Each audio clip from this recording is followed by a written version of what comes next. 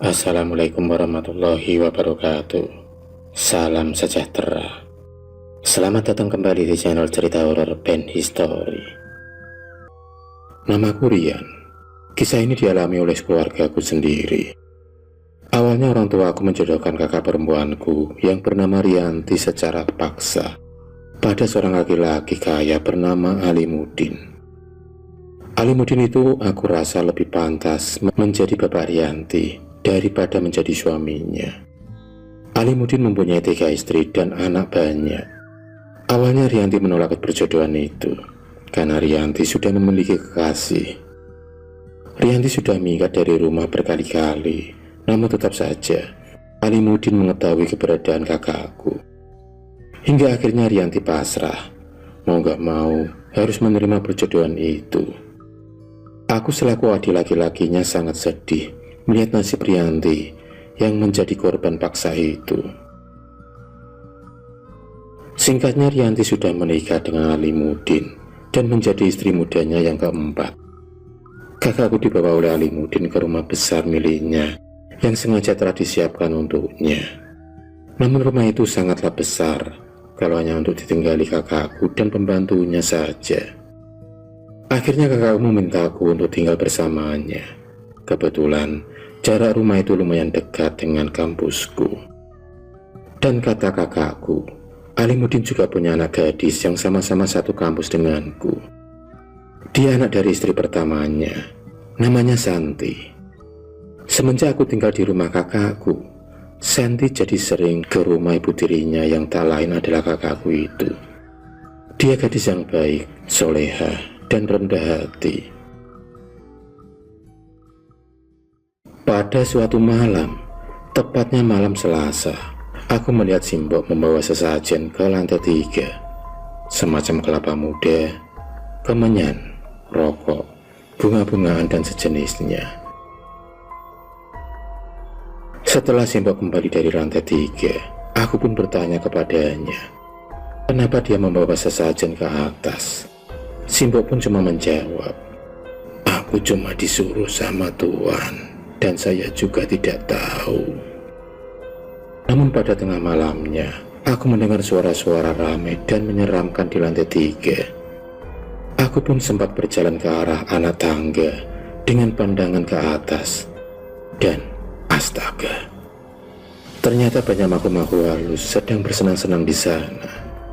Aku mengetahui hanya dari bayangan-bayangannya saja.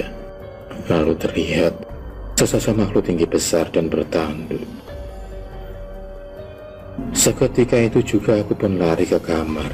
Namun dalam senyap kamarku, tetap saja aku tak bisa tidur karena suara-suara gaduh di lantai 3 itu.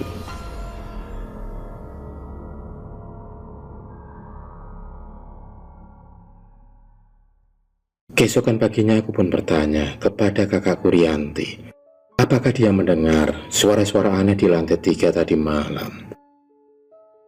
Dan kakakku hanya menggelengkan kepala dan bilang kalau aku hanya berhalusinasi. Pernah aku disuruh pergi mengantar berkas-berkas perusahaan kakak iparku, Alimuddin, ke pabrik gula terbesarnya di malam hari. Dengan melewati berpuluh-puluh hektar kebun tebu di perjalanan, tepat di area kanan kiri kebun tebu yang gelap, motorku tiba-tiba mati dan mogok. Mana tidak ada orang lewat satupun. Aku berusaha menghidupkan kembali motorku, namun tak hidup sama sekali. Hingga aku memutuskan untuk mendorongnya. Rasa takut dan hawa aneh mulai menyergapku. Namun aku berusaha untuk selalu berpositif thinking. Tapi ternyata usahaku sia-sia. Di waktu hening seperti itu, tiba-tiba sesuatu yang besar berlari-lari dari arah semak pohon tebu dan terlihat pas lewat di hadapanku. Sosok seperti seekor sapi putih, namun tak berkepala. Karena kaget yang luar biasa, aku pun jatuh pingsan. Dan saat aku sadar, aku sudah berada di pabrik pada pagi harinya. Setelah itu, malahnya satu orang anak Alimuddin dan istrinya yang kedua meninggal dunia. Semenjak itu aku merasa curiga atas keanehan demi keanehan di rumah itu. Apalagi Santi sering bilang kepadaku bahwa kakaknya sudah 5 yang meninggal. Bahkan Santi pun pernah bilang dia sering bermimpi diterkam makhluk halus yang menyeramkan jikalau dia tengah tertidur.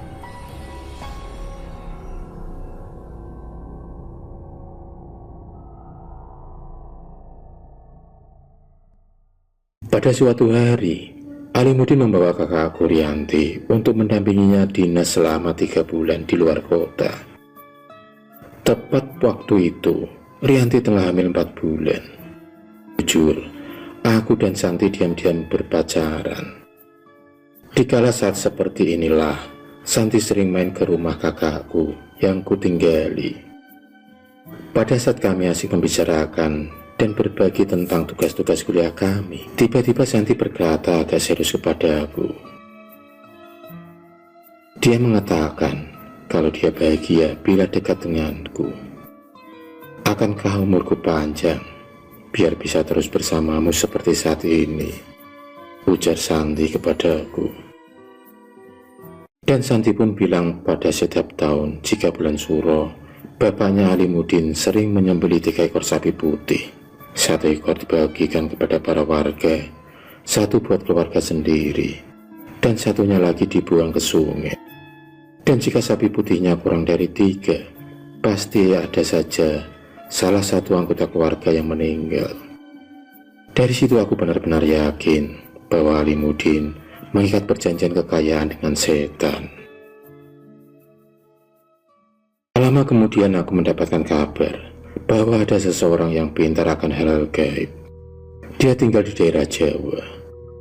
Mendengar hal itu, aku dan Santi kemudian mendatangi Bapak Kunjan itu untuk mempertanyakan dan meminta petunjuk agar tidak ada korban lagi dalam keluarga kami.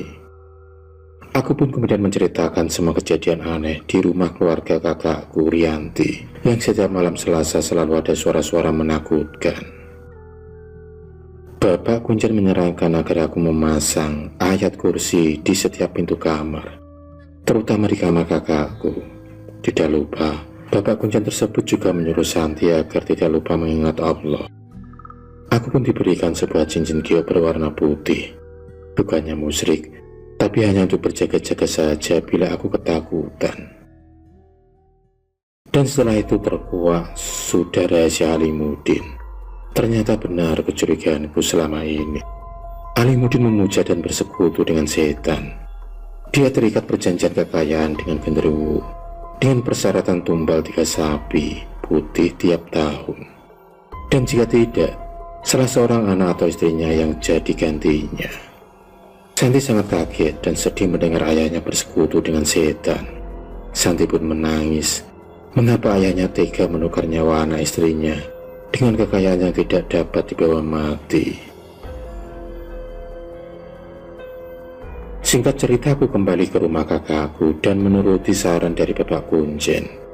Aku pun kemudian memasang stiker ayat kursi di setiap pintu kamar. Malam harinya, hawa panas hening mencengkeram, dan tiba-tiba terdengar suara meraung-raung menggeram dan suara dentuman kaki sosok makhluk yang besar. Mendengar ini, aku langsung menghubungi Santi agar berwudu dan sholat serta membaca Al-Quran. Sedangkan aku masih dalam keadaan gemetar mendengar suara menyeramkan itu. Aku pun teringat Simbo yang pintu kamarnya lupa aku beri stiker ayat kursi. Sambil masih terdengar dentuman kaki, aku pun berlari menuju kamar Simbo. Sesampainya di sana, aku mendapati Simbo tergeletak pingsan. Aku kemudian membangunkan Simbo sambil kutetesi kedua matanya dengan air dan kubacakan ayat-ayat suci yang aku hafal.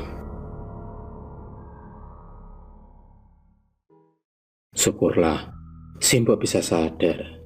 Namun ketika ia membuka mata, Simbo pun langsung menjerit lagi menandakan ia melihat sesuatu di belakangku. Dan pas aku tengok, tampak sesosok gorila berwajah serigala, bertanduk dan bertaring sebesar gading gajah. Matanya merah menyala menatapku penuh amarah. Jujur aku sangat takut melihat makhluk yang tak pernah kupercayai keberadaannya itu. Ternyata saat itu ada di hadapanku. Dengan sejuta keberanian yang kukumpulkan, aku kemudian membaca surah Al-Fatihah, Ayat Kursi, Al-Ikhlas, Al-Falaq, dan An-Nas. Alhamdulillah, makhluk itu raib dengan sendirinya. Pagi-pagi Simbok menangis padaku. Ia ingin pulang kampung. Sementara Alimuddin yang berencana akan tinggal 3 bulan di luar kota, dia pulang hari itu juga. Sesampainya di rumah, dia pun merobek semua stiker ayat kursi yang kutempelkan di dinding pintu. Dia menggamparku dan mencaci maki serta memarahiku. Dia juga bilang, aku telah mengotori rumahnya dengan stiker yang tak berguna. Aku tahu, ini semua pasti iblis keparat itu yang mengadu dan memarahi Alimuddin, dikarenakan rumahnya penuh dengan cahaya suci yang membakar tubuhnya. Akhirnya aku pun diusir dari rumahnya pada hari itu juga. Namun sebelum pergi, aku berpesan kepada kakakku Rianti agar tak lepas dari air wudhu, sholat dan berzikir padanya. Kakakku pun tak rela aku digampar dan diusir begitu saja. Kakakku bertengkar atas masalah ini. Belum genap 1 minggu aku kembali dan tinggal di rumah orang tuaku. Kakakku pun pulang ke rumah orang tuaku. Dia lagi hamil tua. Kelopak matanya tampak coklat pucat dan tubuhnya pun memar-memar penuh bekas pukulan. Laki-laki macam apa itu? Aku jadi membencinya. Mantan kakak iparku yang tak lain adalah ayah Santi, kekasihku. Setelah kepulangan kakakku ke rumah, dia menjadi semakin terpuruk. Kakakku mulai sakit-sakitan. Sudah kami bawa ke dokter, namun keadaan kakakku dan kehamilannya semakin memburuk. Aku pun kemudian berniat untuk memanggil Bapak Kuncen yang ada di Jawa itu. Namun, perjalanan memakan waktu cukup lama, karena jarak kotaku ke Jawa Timur itu sangat jauh. Hingga pada akhirnya, ketika aku di perjalanan pulang bersama Bapak Kuncen, nyawa kakakku Rianti sudah tak bisa tertolong lagi. Aku tak habis pikir, masa hanya gara-gara kupasang ayat-ayat Allah, si iblis membabi buta. Kematian kakakku tersebut bersamaan dengan 2 orang anak Alimuddin dan istrinya yang ketiga. Bapak Kuncen pun tak bisa mencegahnya, karena itu sudah resiko perjanjian dengan iblis. Bapak Kuncen hanya menyuruh keluarga dari Santi untuk selalu mendekatkan diri kepada Allah. Alhamdulillah, keluarga Santi mau menurutinya.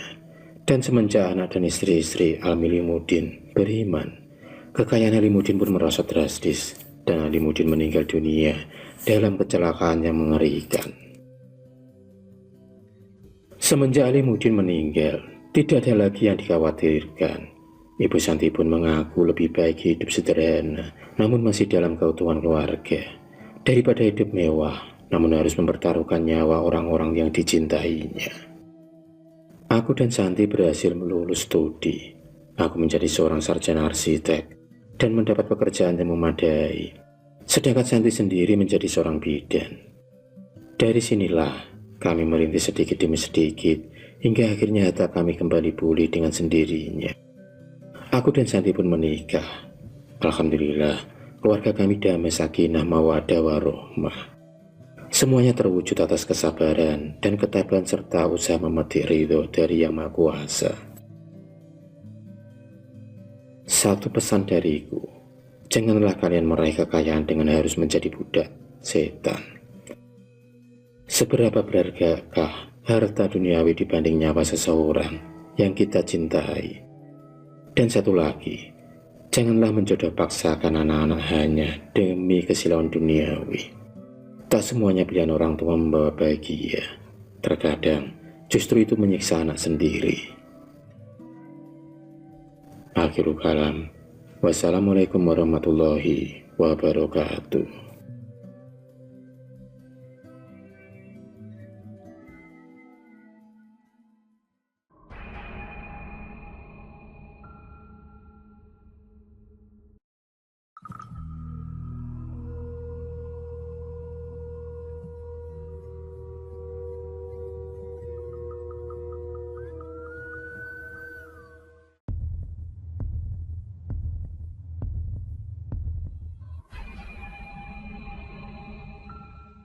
kasih sudah menonton video cerita bergambar ini.